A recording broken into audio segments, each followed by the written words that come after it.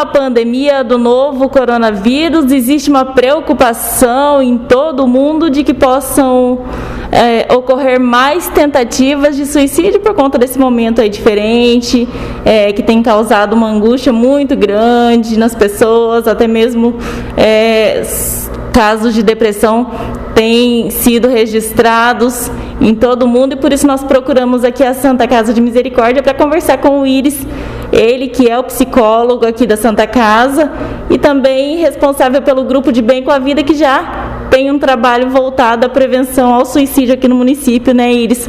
Conta pra gente, como é que tá Paraguaçu Paulista em relação a essa questão? Olha, como nós estamos vivendo um período ímpar, né? Alguns fenômenos acontecendo que às vezes não se explica, não parou para pensar ainda em alguns fenômenos que têm acontecido, e na parte emocional as pessoas têm ficado mais abaladas por ficar em casa, por questões financeiras, quem teve que parar de trabalhar. Mas assim, na nossa cidade aconteceu um fenômeno de diminuir o número de tentativas. Eu lembro que anteriormente, na última entrevista que nós fizemos, nós tínhamos aí um índice de uma tentativa a cada 2, 3 dias. Nessa pandemia para cá, nós temos atendido uma pessoa por semana. Então houve uma diminuição. Ao meu ver, estou colocando uma observação pessoal, que a maioria dos casos se dava devido à questão familiar. Então, assim, a maioria dos casos ou era problema de relacionamento afetivo ou conflitos familiares.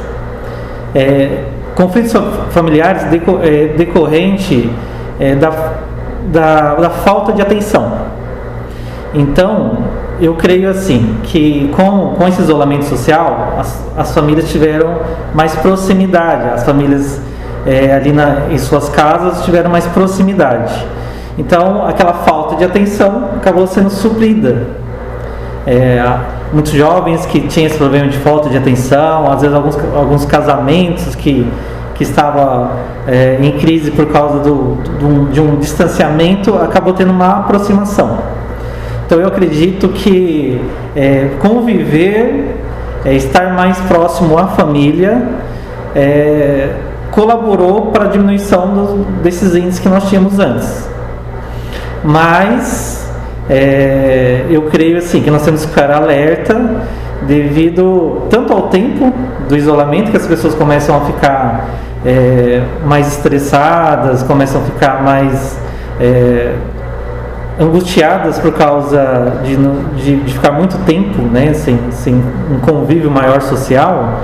Isso pode acarretar alguns problemas. Por isso que se vê na internet várias dicas, né, do que você fazer nesse isolamento.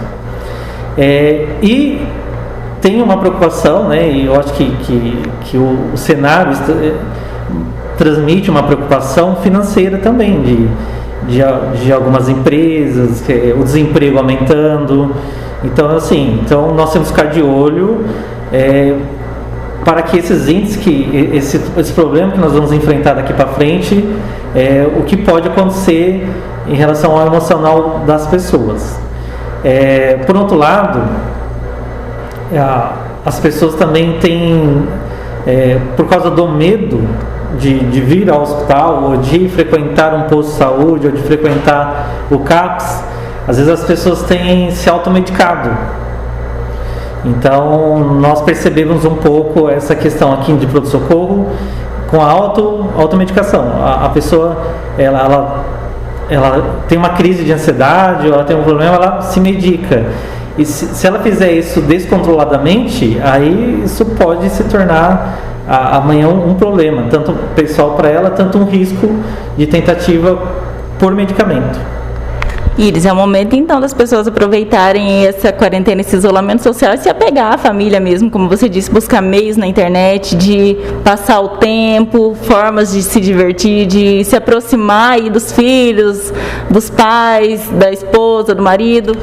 Sim, E um alerta aos pais, né, de uma vez que fica muito tempo em casa, os jovens, as crianças, também aumenta o consumo aí de internet, de filmes, então estar atento ao que seus filhos estão assistindo, o que seus filhos estão vendo, com o que eles estão falando, e aproveitar mesmo essa questão familiar que tem poder de cura, se aproximar de família, estar mais próximo, convivência de pais com os filhos, isso tem um poder de cura. E também assim, as pessoas fazer dessa crise, dessa pandemia, algo para que cada um melhore pessoalmente. Então, estudar bastante, ter autorreflexão. Toda crise, ela traz algo positivo.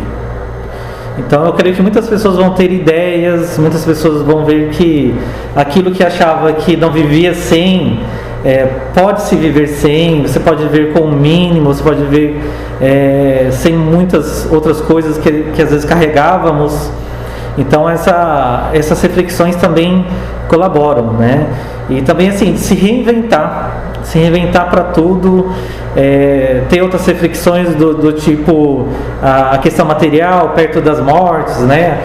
A nossa população ainda não vive essa realidade como grandes centros estão vivendo, desse risco da morte iminente. Então assim, de começar a refletir, que eu creio que é uma outra característica que colaborou com essa diminuição das tentativas, uma reflexão maior de vida. As pessoas começaram a refletir, nossa, eu pensava em tirar minha vida por algo que, por exemplo, fim de relacionamento. Eu achava que um fim de relacionamento era a pior coisa do mundo. De repente, começou a ver aquele cenário de pessoas morrendo e agora tem que lutar contra um inimigo que você não está vendo, né? Então, muitos passaram a dar valor à liberdade que tinha antes, dar valor à vida que tinha antes, refletindo que um fim de relacionamento não deve ser um fim de vida, não deve ser um fim de propósito, não deve ser um fim de expectativa. Então a pandemia em si traz esse desejo, essa esperança, né, de que acabe, que a vida retome. Então eu creio que o comportamento humano ele muda após uma pandemia, e tomara que se mude para melhor, né? E nós aqui de Paraguaçu que isso nos fortaleça, que isso fortaleça os vínculos, fortaleça o nosso sentido de vida para buscar algo maior, melhor e ser melhores também. Tá aí, nós conversamos então com o Iris Vieira da Silva, ele que é psicólogo aqui da Santa Casa, e nos falou a respeito dos casos, das tentativas de suicídio que felizmente tiveram uma redução aqui no município, né, Iris? Lembrando que é importante sempre, diante de qualquer dúvida e de qualquer angústia, procurar um profissional. Então, procurar um profissional da saúde, nos casos de isolamento, nos casos de diminuição de apetite, sono, ansiedade, nos casos de medo excessivo, procurar um profissional da saúde e tomar cuidado de não ficar em casa também por medo de não procurar, ficar em casa com medo de ir até um profissional e acabar adoecendo mais em casa. Então ficar de olho nas pessoas à sua volta, para casos de depressão também, pessoas depressivas, se estão se tratando, se estão tomando certas suas medicações. E no caso de perceber alguma coisa fora do comum, procurar um auxílio de um profissional de saúde, um auxílio médico.